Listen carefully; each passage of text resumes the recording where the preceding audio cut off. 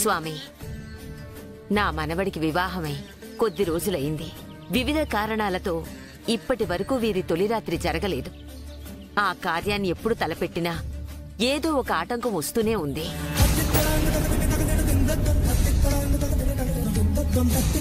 మీరు సర్వజ్ఞులు, మా సమస్యకు పరిష్కారం చెబుతారని వచ్చాం. వీరి కార్యం ఎందుకు వాయిదా పడుతుంది? ఎప్పుడు జరుగుతుంది? మా వంశవృద్ధి అవుతుందా లేదా? సెలవేయండి స్వామి.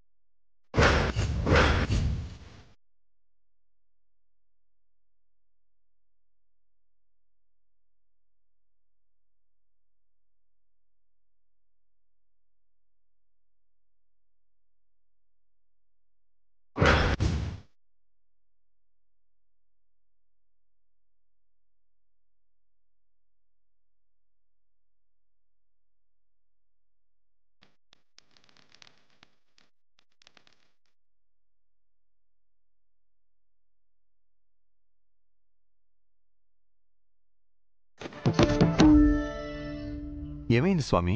ఒక తప్పు జరిగిపోయింది.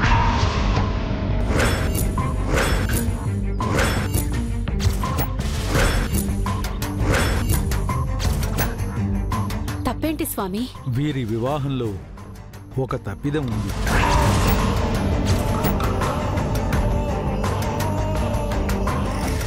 నేను చెప్పలేదా వీడికి దీనికి పెళ్లి చెయ్యొద్దని? నెత్తి నోరు కొట్టుకుని చెప్పాను, వినారా?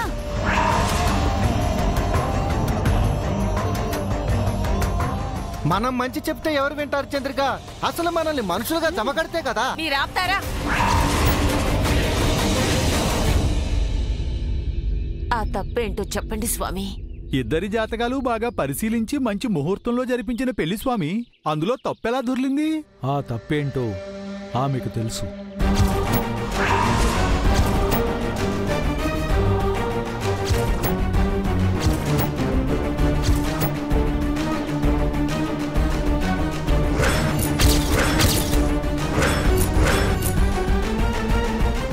నాకు తెలిసి తను ఏ తప్పు చేయదు. తనలో ఏ తప్పు లేదు. కంటికి కనిపించేదంతా నిజం కాదు. కనిపించే నిజం వెనుక కనపడని కారణం ఉంటుంది.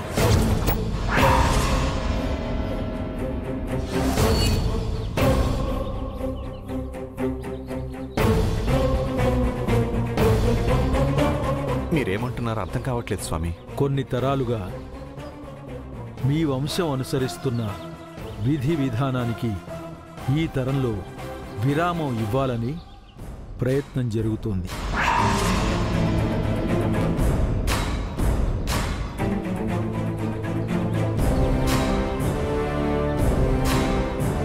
ప్రమాదాన్ని తప్పించుకోవడానికి ప్రత్యామ్నాయం వెతుకుతున్నారు. అమ్మవారికి నైవేద్యం పెట్టకుండా ఆపుతున్నారు. అందుకే ఈ అనర్థాలన్నీ జరుగుతున్నాయి.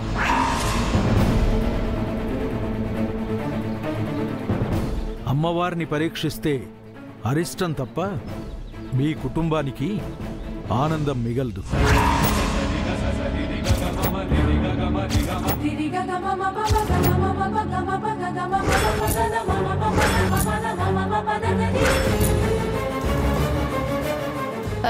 కాస్త వివరంగా చెప్పండి స్వామి. తన నుదిటిపై సింధూరం తనది కాదు.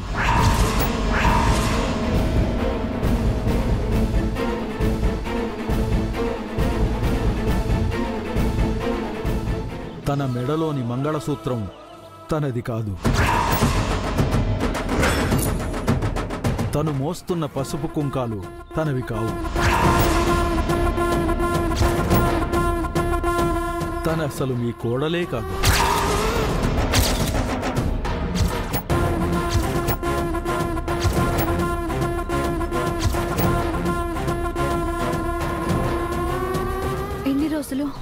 స్వామీజీకి నేను అమ్మాయి గారి స్థానంలో వచ్చినట్టు తెలిసిపోయిందా? ఇప్పుడెలా? మా మనవడితో నిశ్చితార్థం పెళ్లి చేసుకున్న అమ్మాయి మాకు కోడలు ఎందుకు కాదు స్వామి? ముందు జరిగిన నిశ్చితార్థం విధి నిర్ణయం.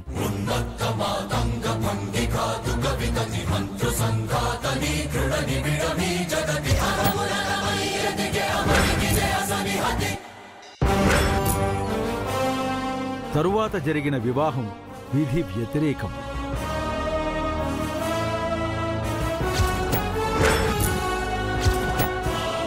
రెండిటి మధ్య దైవానుగ్రహానికి దైవ ఆగ్రహానికి ఉన్నంత తేడా ఉంది.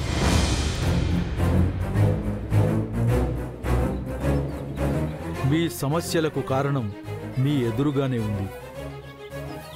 ఈ చిక్కుముడిని విప్పితే మీకు సమస్తం తెలుస్తుంది.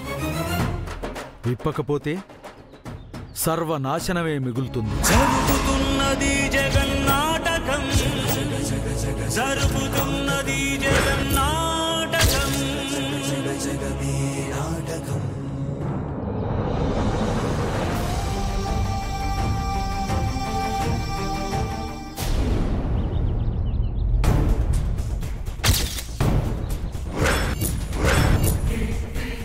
ఏం చెయ్యాలో పాలుపోవడం లేదు తులసి.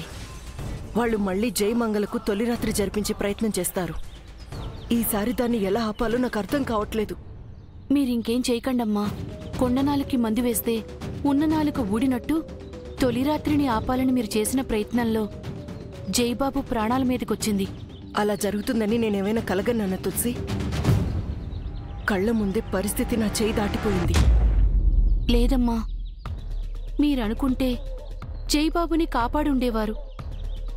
ఆ బాబుపై మీరు సీతకన్ను వేసిన మంగ ప్రయత్నాన్ని చూసి దేవుడు కరుణించాడు.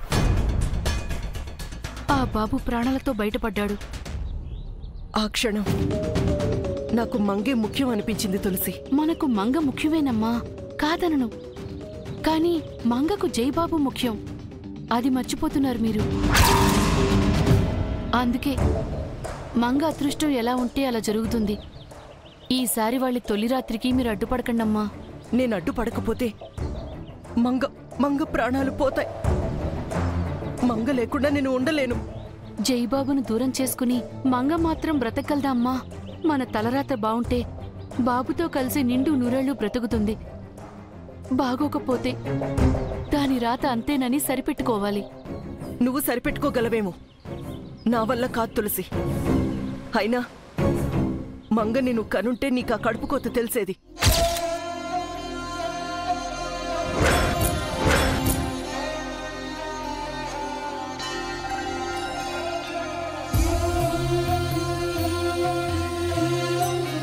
నిజమేనమ్మా, మంగ నేను కనలేదు, మీరే కన్నారు.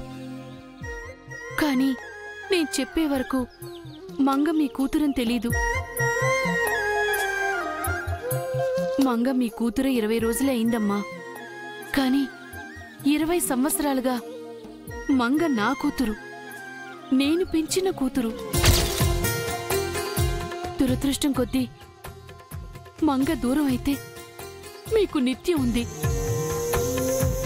మరి నాకెవరున్నారమ్మా? నా సర్వస్వం మంగేనమ్మా. అది దూరం అయితే నా గుండె ఆగిపోతుంది. ఐఎమ్ సారీ తులసి, నోరు జారాను. పర్వాలేదమ్మా. నేనైనా మీరైనా కోరుకునేది మంగ సంతోషాన్నే. చావుకు దగ్గరైన భర్తనే కాపాడుకున్న మంగ తన ప్రాణాల్ని కాపాడుకోలేదా? మంగకు దైవానుగ్రహం ఉందమ్మా. తన గురించి దిగులు పడకండి. వారి ఆనందానికి అడ్డుపడకండి. సరే తులసి, ఈ విషయం గురించి తర్వాత మాట్లాడుకుందాం. నిత్యకి మనపై డౌట్ వచ్చినట్టుంది. తను ఏ క్షణానైనా ఇక్కడికి రావచ్చు. తొందరపడి నిత్యకి నువ్వే విషయం చెప్పకు. జాగ్రత్తగా ఉండు. అలాగేనమ్మా. వెళ్ళొస్తాను.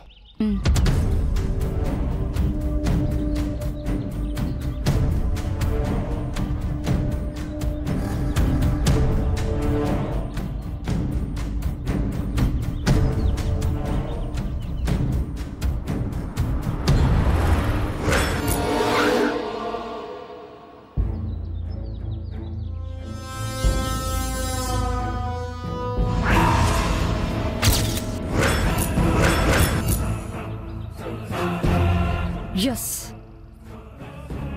నా గెస్సింగ్ కరెక్టే.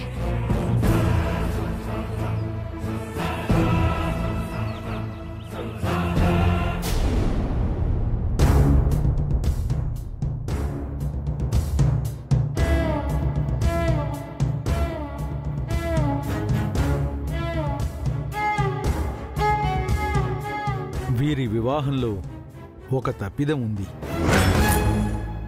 తన మెడలోని మంగళసూత్రం తనది కాదు. తను మోస్తున్న పసుపు కుంకాలు తనవి కావు. తనసలు మీ కోడలే కాదు. సైలెంట్ గా మౌనవ్రతం పాటించడానికి ఇదేం సంతాప దినం కాదు, సందేహం తలెత్తిన దినం. ఈ నిత్య ఎవరన్నది అసలు సందేహం.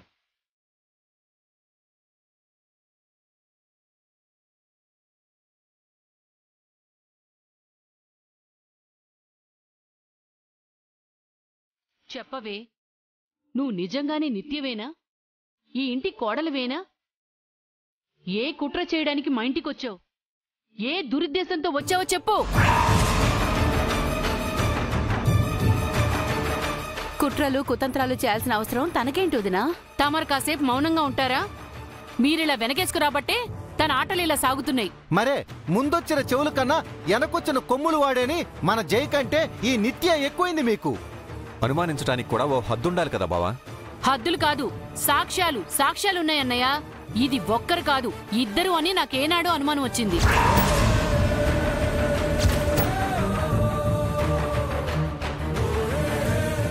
ఒకరోజు నా కళ్ళ ముందే ఇంట్లో ఒకలా, బయట ఇంకోలా కనిపించింది. అమ్మమ్మను ఒకసారి జేజీ అంటుంది, ఒకసారి గ్రానీ అంటుంది, ఒకసారి ఏమీ తెలియని నంగనాచిలా ఉంటుంది, ఒకసారి అన్నీ తెలిసిన ఆరిందాలా ఉంటుంది, ఒకసారేమో స్టైల్గా స్పూన్తో తింటుంది, ఒకసారి 6 నెలలు కరువు పడ్డదాల్లా చేత్తో తింటుంది. ఒకసారేమో అణిగిమణిగి వినయంగా ఉంటుంది, ఒకసారేమో అపరభద్రకాళిగా మారుతుంది, ఒకసారేమో చెప్పు కింద తేల్లా ఉంటుంది, ఒకసారేమో పీక కరిసిన పుల్లా ఉంటుంది. ఒకే మనిషిలో 2 ప్రవర్తనలా, లేక ఒకే రూపంలో ఉన్న 2 మనుషులా? ఏం అర్థం కావటం లేదు. నాకు తెలిసి ఇది ఒకరు కాదు, ఇద్దరు. అందులోనూ ఇది అసలు నిత్య కాదు, నకిలీ నిత్య. ఏదో ఎత్తువేసి ఇంటికొచ్చింది. 4 పీకితే నిజం బయటికొస్తుంది. నా అంచనా ప్రకారం ఇటు ఈ ఆస్తిని అటు ఆ ఆస్తిని కొట్టేయటానికి అసలు నిత్యని చంపేసి ఈ నకిలీ నిత్యం వచ్చిందేమో.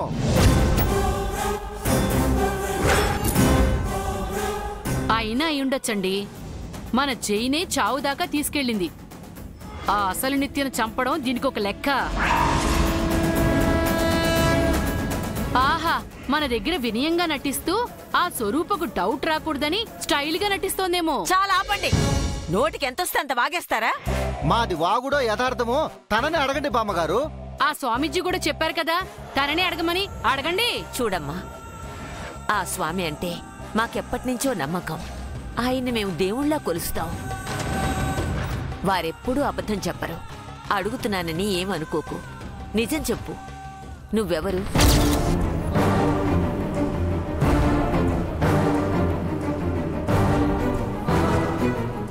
మీరు కూడా నిత్యను అనుమానిస్తున్నారా బామ్మగారు? ఆ సీతమ్మ వారిని రాములు వారు ఒక్కరే అనుమానించారండి.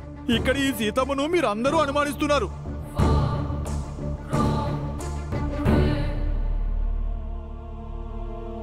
అది అనుమానం గచ్చారి. అత్తయ్య మామయ్య నోళ్ళకి తాళం వేయమని జేజీ నిత్యను అడుగుతుంది. నిత్య, స్వామీజీ అన్న మాటల మీద నాకు నమ్మకం లేదు. మా వాళ్ళేదో అన్నారని కూడా కాదు. నేను అడుగుతున్నాను, ఆన్సర్ చెప్పు.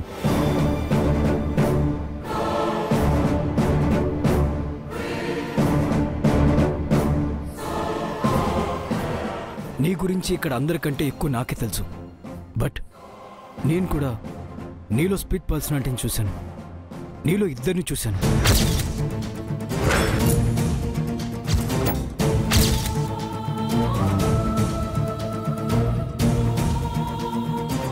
చూపు, నీ మాటలు, నీ నడక, నీ ప్రవర్తన, ఆఖరికి నీ స్పర్శలో కూడా నేను తేడా చూశాను.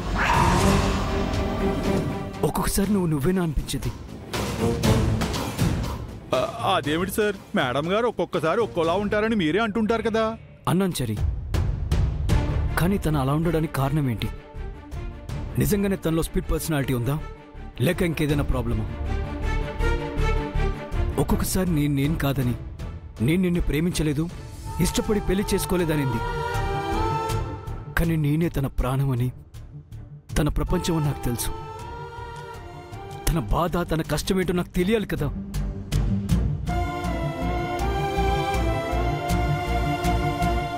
చెప్పు నిత్య, నువ్వు పడుతున్న బాధ ఏంటి? నీకు వచ్చిన కష్టమేంటి? ఎందుకు రెండు రకాలుగా ప్రవర్తిస్తున్నావు?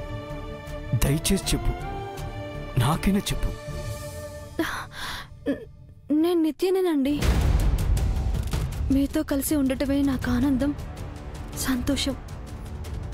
మిమ్మల్ని విడిచి ఉండటం బాధ, కష్టం. తాను ఇలా నిజం చెప్పదురా. అవునవును, చెరుక బెల్లం పెట్టవా అంటే పెడుతుందా? గానుగులేసి తిప్పితే పెడుతుంది. నేను తనలో శత్రువుని చూడట్లేదు. తను నాకు చెప్పని తన శత్రువు ఎవరో తన్నే చెప్పమంటున్నాను. దయచేసి మా మధ్యలోకి రాకండి.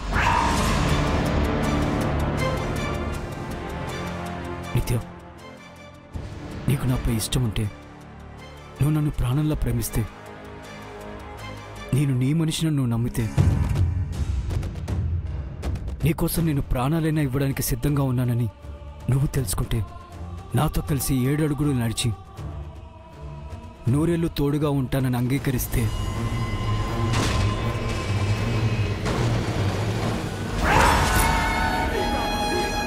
నాపై ఒట్టేసి నిజం చెప్పు నిత్యం.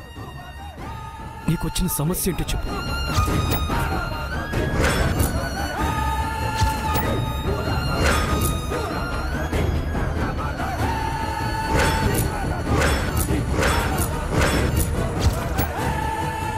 నేను నిత్యని కాదు, మంగని అని చెప్తే ఈయనేమైపోతారో, ఈ కుటుంబం ఎలా తీసుకుంటుందో, ఎలా నిజం చెప్పాలి?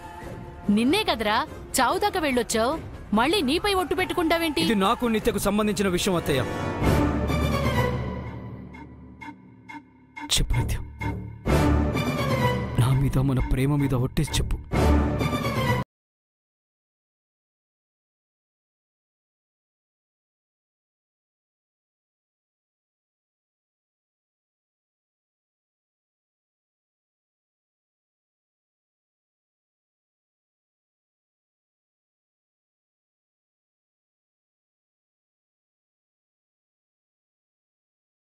నేను